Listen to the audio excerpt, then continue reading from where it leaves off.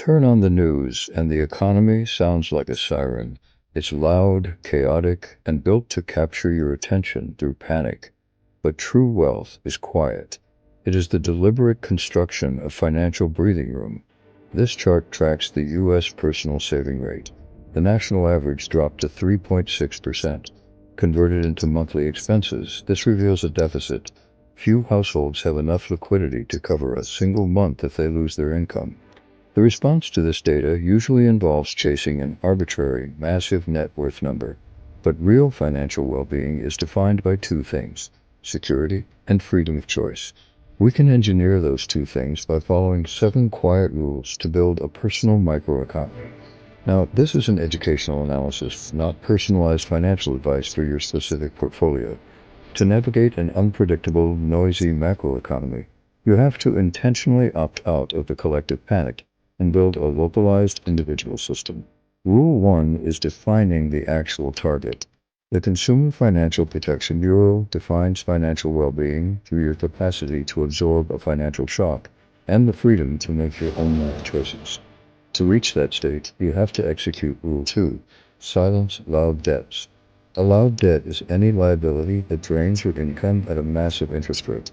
Credit card debt, unauthorized bank overdrafts, and payday loans. The math on these liabilities is aggressive. When you run the numbers, neutralizing these high-interest priority debts is cheaper in the long run than trying to hold savings while ignoring them. Once the aggressive debts are neutralized, you move to Rule 3, start small. Waiting for a large, sporadic windfall to start saving rarely works. You build basic behavioral routines by saving small, consistent amounts. A sustainable, long-term wealth engine requires a solid foundation. You cannot build it until those immediate liabilities are cleared and consistent routines are in place. Rule 4 requires building the moat. That means holding exactly 3 to 6 months of essential outgoings strictly in an instant access savings account. This moat is an insurance policy against unpredictable life events, like a broken boiler or a sudden job loss. It is not an investment designed to yield high returns. With the moat in place, we evaluate daily consumption using Rule 5, the pizza principle. This forces us to weigh the cost of a daily microtransaction against its long-term opportunity cost.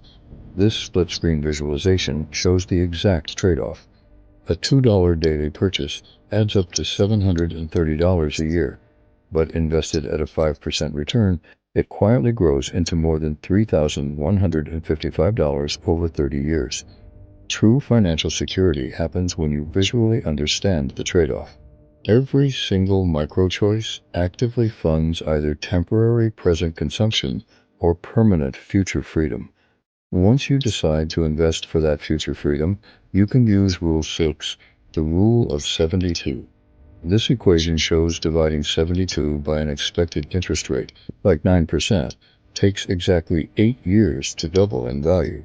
Mapping these cycles turns abstract theory into a timeline of predictable doubling cycles.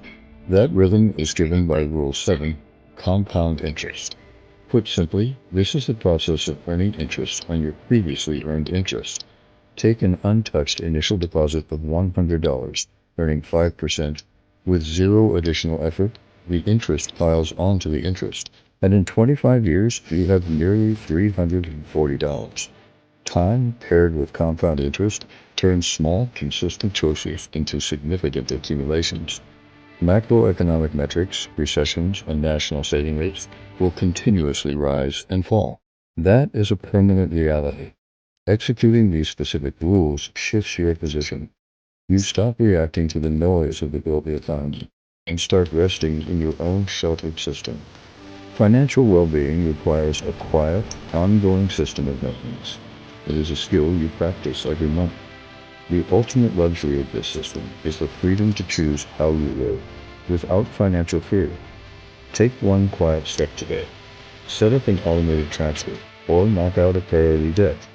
If you found this analysis helpful, subscribe, and we'll see you in the next one.